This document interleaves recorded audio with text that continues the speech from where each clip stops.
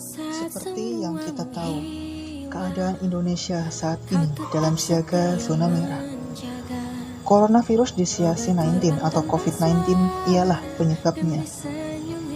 COVID-19 ini sangat cepat menular pada manusia melalui hidung, mulut, mata, dan menyebabkan gangguan sistem pernafasan, infeksi paru-paru berat, hingga berujung kematian.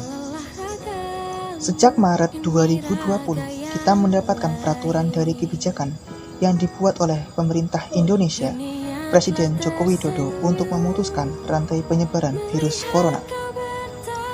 Beberapa kebijakan itu diantaranya bekerja dari rumah atau work from home, study at home, PSBB atau pembatasan sosial berskala besar, hingga membuat kesimpulan stay at home. Dan sudah sepatutnya kita patuh terhadap peraturan tersebut untuk mencegah karena lebih baik daripada mengobati. Namun tidak untuk mereka melakukan stay at home atau di rumah saja. Mereka adalah pejuang garda depan penanganan COVID-19. Ya, tentu saja, mereka tenaga medis tentunya. Mereka tak kenal waktu dan tempat dalam menjalankan tugasnya. Patut kita contoh dan kita acungi jempol, serta doakan mereka karena mereka mempertaruhkan nyawanya. Namun, apa yang kita bisa? Bagiku yang di rumah saja, aku tergugah karena lingkungan tempat tinggalku masih saja belum banyak yang mematuhi aturan atau menggunakan anjuran upaya pencegahan COVID-19. Sehingga aku memberikan edukasi kecil dengan poster dan memberikan masker pada beberapa rumah di sekitar tempat tinggalku. Mereka mematuhi dan mulai memperhatikannya. Karena aksiku ini terdengar hingga pemerintahan desa, akhirnya aku dipanggil oleh sekretaris desa dan perangkat desa lainnya di tempat tinggalku. Dan akhirnya aku ikut mengedukasi warga. Dalam benakku muncul, sejatinya kita hidup dan tinggal di masyarakat.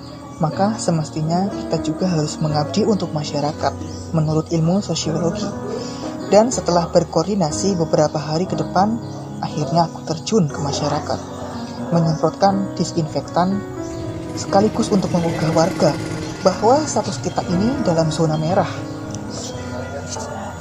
Akan tetapi, sayangnya kondisi Indonesia semakin memburuk.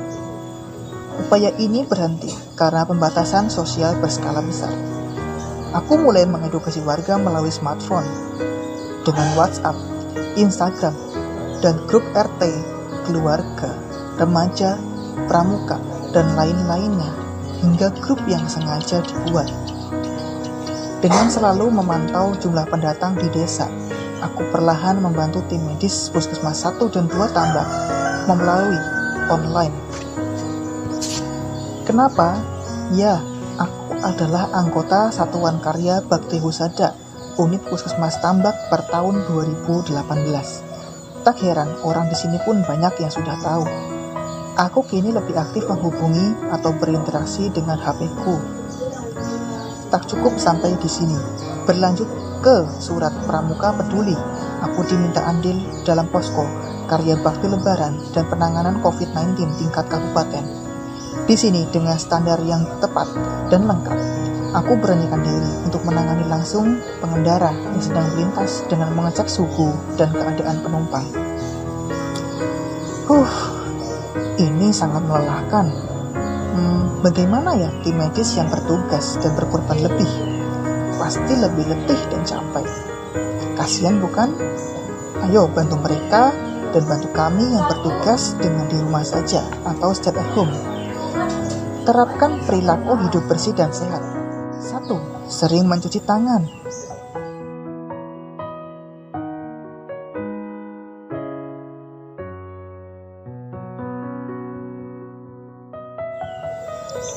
2. Hindari menyentuh muka, terutama bagian mata, hidung, dan mulut. 3. Gunakan etika batuk yang benar.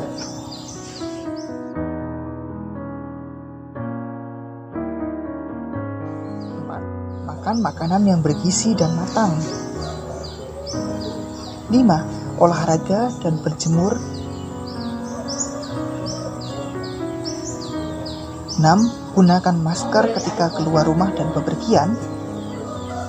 Dan terakhir, physical distancing atau gunakan jarak 1,5 hingga 2 meter dengan orang lain. Dan apabila muncul seperti gejala demam 38 derajat ke atas, batuk pilek disertai sakit tenggorokan, badan terasa panas dingin, sesak nafas, muncul gatal dan ruam pada kulit, dan disertai hilangnya bau dan rasa, ayo segera hubungi puskesmas atau rumah sakit terdekat dengan cara online. Ayo ikuti Germas, Gerakan Masyarakat Hidup Sehat untuk mencegah Corona.